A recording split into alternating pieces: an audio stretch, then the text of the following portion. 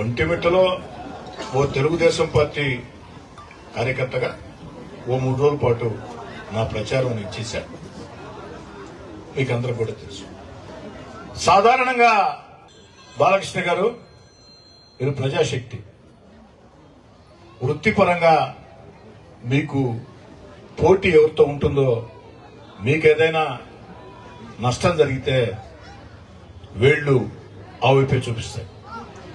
మరి తెలుగుదేశం పార్టీ కూటమి శాసనసభ్యుడిగా నేనున్న వేళ వైఎస్ఆర్ కాంగ్రెస్ పార్టీతో నాకు తీవ్రంగా విభేదాలు ఉన్న వేళ,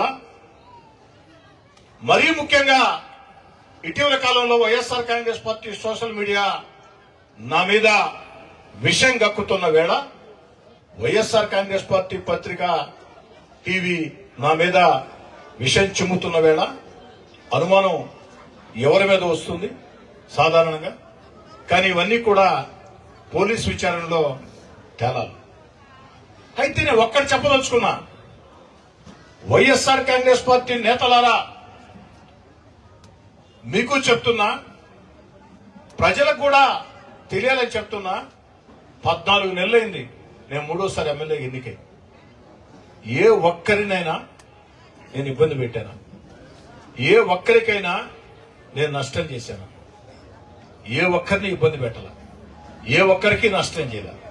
సాధ్యమైనంత వరకు రాజకీయ వివాదాలకి దూరంగా ఉంటూ, నిరంతరం ప్రజల మధ్యలో ఉంటూ, నా పని నేను చేసుకుంటూ, 3వసారి ఎమ్మెల్యే గెలిపించిన రూరల్ నియోజకవర్గానికి ఎంత చేసినా తక్కువేనని ముందుకు సాగుతున్న వేళ ఎందుకు నన్ను కిలుకుతున్నారు?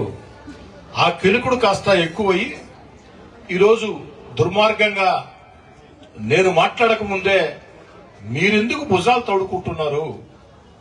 గుమ్మడికాయలు దొంగంటే భుజాలు తోడుకున్నట్టు మీరెందుకు భుజాలు తోడుకుంటున్నారు? కాబట్టి సగటు మనిషి ఆలోచనల ప్రకారం మీరు అడిగినట్టు అనుమానం ఎవరి మీద ఉంటుంది? అనుమానం. కానీ ఇవన్నీ కూడా పోలీసు విచారణలో తేలాలా, పోలీసు విచారణలో నిర్ధారణ అవుతాయి అన్న సంపూర్ణ విశ్వాసం కూడా నాకుంది. సార్, మీరు కామన్ మ్యాన్ లాగా తిరుగుతుంటారు. గతంలో కూడా గన్ మ్యాన్ దూరం పెట్టుకున్నారు. ఇప్పుడు కూడా ఏంటంటే మీరు గన్ మ్యాన్ కంటే కూడా మీరు ప్రజాక్షేత్రంలో ఎక్కువ తిరుగుతూ ఉంటారు. మీ పట్ల, మీ యొక్క భద్రత పట్ల కూడా మీ అభిమానులు ఇప్పుడు కూడా మాకు కొంత అనుమానం వ్యక్తం చేస్తారు. వాళ్ళకి ఎలాంటి భరోసా ఇవ్వబోతున్నారు సార్? ఎవరు కూడా ఎలాంటి భయాందోళనలు చెందవద్దు.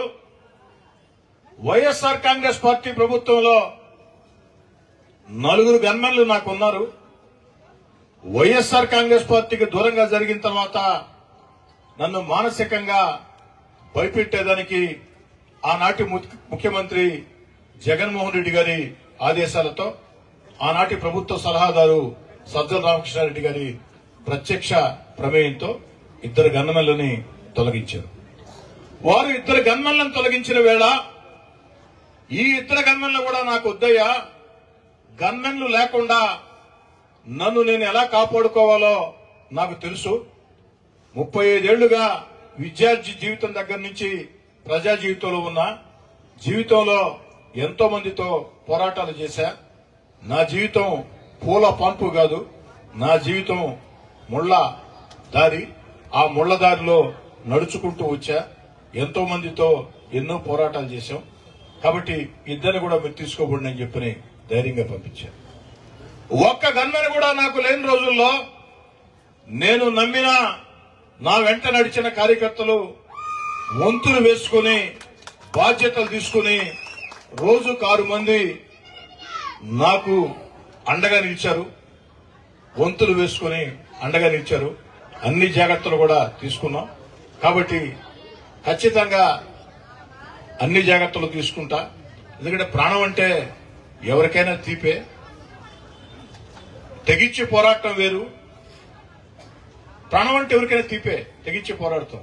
అన్ని జాగ్రత్తలు తీసుకుంటా. ఎవరు ఆందోళన చెందవు.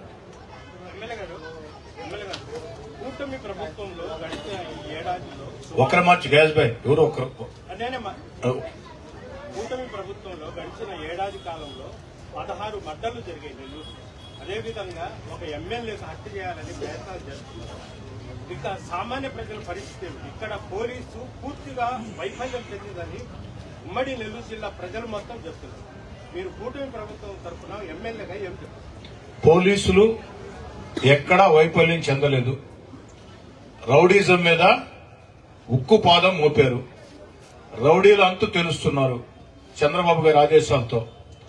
ఇక్కడే కాదు, చంద్రబాబు గారు ముఖ్యమంత్రిగా ఉన్నంత కాలం రాష్ట్రంలో రౌడీజాన్ని ఉపేక్షించరు. ఇది చరిత్ర కూడా. ఇటీవల కాలంలో పోలీస్ శాఖ అన్ని చర్యలు చాలా కఠినంగా తీసుకుంటుంది. దాంతో ఎక్కడికక్కడ రౌడీలు నెల్లూరు వదిలి పరారై పారిపోతూ ఉన్నారు.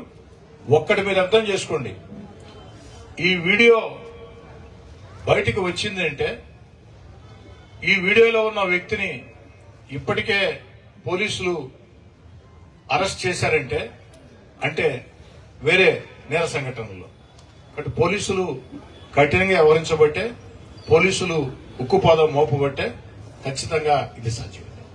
కాదంటే నాకు ఒక చిన్న అసంతృప్తి జిల్లా ఎస్పీ గారి మీద. వారి దృష్టికి వచ్చిన వెంటనే నాకు కాస్త జాగ్రత్తలు చెప్పుంటే బాగుండేదని నా అభిప్రాయం.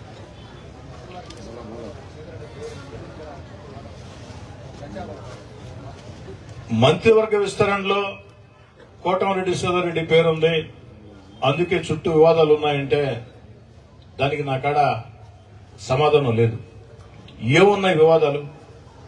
నేనేమైనా వివాదాలకు వెళ్ళానా? నేను ఎక్కడైనా వివాదాల్లో తలదూర్చానా? ఈ రోజే కాదు, ఈ 14 నెలల కాలంలో ఆ 16 నెలలు వైఎస్ఆర్ కాంగ్రెస్ పార్టీకి దూరంగా జరిగిన తర్వాత నన్ను నమ్మి నా వెంట నడిచిన నాయకుల్ని, కార్యకర్తల్ని వైఎస్ఆర్ కాంగ్రెస్ పార్టీ నాయకులు వెంటాడినా, వేధించినా, అక్రమ కేసులు బనాయించినా, రౌడీజం చేసినా మేము అధికారంలోకి వచ్చిన తర్వాత ఏ ఒక్కరిని ఇబ్బంది పెట్టలా. ఎందుకంటే మా నాయకుడు చంద్రబాబు నాయుడు గారు స్పష్టమైన ఆదేశాలు, ప్రతీకార చర్యలకి పాల్పడవద్దు, ప్రతీకార చర్యలకి పాల్పడకుండా ప్రజలకు ఏ విధంగా మేళ్లు చేయాలా అన్న ఆలోచన చేయండి అని నా ఒక్కడికే కాదు రాష్ట్రంలో ఉండే ఎమ్మెల్యేలందరికీ ఇచ్చిన మాట శిరోధార్యంగా భావించి తెలుగుదేశం పార్టీ కూటమి ఎమ్మెల్యేలు ప్రజా జీవితంలో ముందుకు సాగుతారు. ఏం దేవా గారు, అజయ్, రాజేష్, మురళి, వర్ష, సాగర్ గారు, సురేష్, వెంకటరమణ గారు, మురళి గారు, సురేంద్ర గారు, బాలకృష్ణ గారు కోట అయిపోయింది అనుకుంటే, మహేష్ గారు,